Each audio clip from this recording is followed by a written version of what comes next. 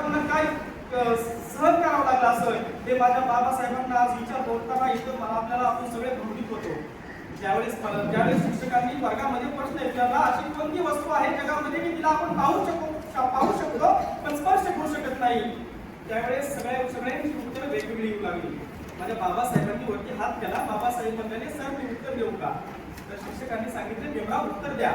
तर बाबासाहेबांनी सांगितले की सर याचं उत्तर बरोबर आहे का चूक आहे मला माहित नाही, पण याचं उत्तर मला कळतं. तुम्ही जे प्रश्न विचारला की अशी कोणती वस्तू आहे जिला आपण पाहू शकतो पण स्पर्श करू शकत नाही, अशी वस्तू मला फक्त एकच दिसते, तो म्हणजे त्या वरांड्यामध्ये ठेवलेला पाण्याने भरलेला माठ.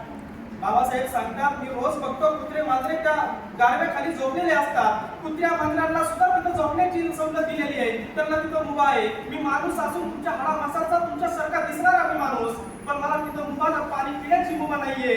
माझी चुकी काय आहे? माझी चुकी एवढीच आहे की अस्पृश्य समाजामध्ये मी जन्म घेतला, हीच माझी चुकी आहे. त्यावेळेस माझ्या बाबासाहेबांना समजलं की माझी चुकी काय आहे, मला हा सुधारायचा आहे, हा समाज सुधारायचा आहे.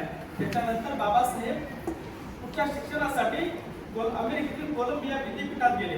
कोलंबिया विद्यापीठात अभ्यास करत असताना लायब्ररीचा एक नियम होता, लायब्ररीमध्ये कुणीही कोणतीही गोष्ट खाऊ नये. खायची असेल तर तुम्हाला लायब्ररीच्या बाहेर जाऊन खायची आहे. पण माझा बाबासाहेब काय करायचा, चुकून सगळं लायब्ररीचं लक्ष चुकून खिशातून एखादी गोष्ट काढायचा, एक तुकडा खायचा, पाणी प्यायचा आणि परत ती गोष्ट खिशात ठेवायचा. सगळे ज्यावेळेस दुपारचे जेवायला बाहेर त्याचे चहा प्यायला बाहेर जायचे, माझा बाबासाहेब 18 तास 20 तास त्या लायब्ररीमध्ये बसून अभ्यास करायचा. एक दिवस लायब्ररी बाबासाहेबांजवळ आले. बाबासाहेबांना म्हणाले, बाबासाहेब तुम्ही लायब्ररीचा नियम मोडला आहे, तर तुम्हाला शिक्षा ही होणे आहे. बाबासाहेब म्हणाले, शिक्षा जर करायची असेल सर तर मला फक्त लायब्ररीमधून बाहेर काढू नका, कोणतीही शिक्षा द्या. माझे बाबासाहेबांचे त्यावेळेचे विचार, आज आपण दुसरी लायब्ररी चेंज करू, दुसरीकडे जाऊ, घरच्यांना सांगू की मला लायब्ररी जायचं नाहीये, मी घरीच अभ्यास करतो. पण माझ्या बाबासाहेबांना त्यांची परिस्थिती माहिती होती. त्याच्यामुळे बाबासाहेबांनी म्हणले की मला बाहेर काढू नका, मला कोणतीही शिक्षा द्या. त्यावेळेस सरांनी सांगितले की उद्यापासून तुम्ही 2 टाइम जेवायचे. बाबासाहेब म्हणाले की 2 टाइम जेवणामुळे माझ्याकडे पैसे नाहीये.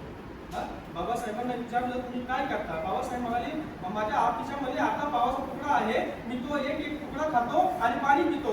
बाहेर जाऊन जेवणा इतकं माझ्याकडे पैसे नाहीये आणि तेवढं जेवणाला वेळ घालवणं इतकं माझ्याकडे वेळ नाहीये, कारण मी भारतातून परदेशात आलो ते ज्ञान संपादन करण्यासाठी, आणि ज्ञान संपादन करून मला परत भारतामध्ये जायचे, माझ्या समाजासाठी मला काहीतरी करायचंय.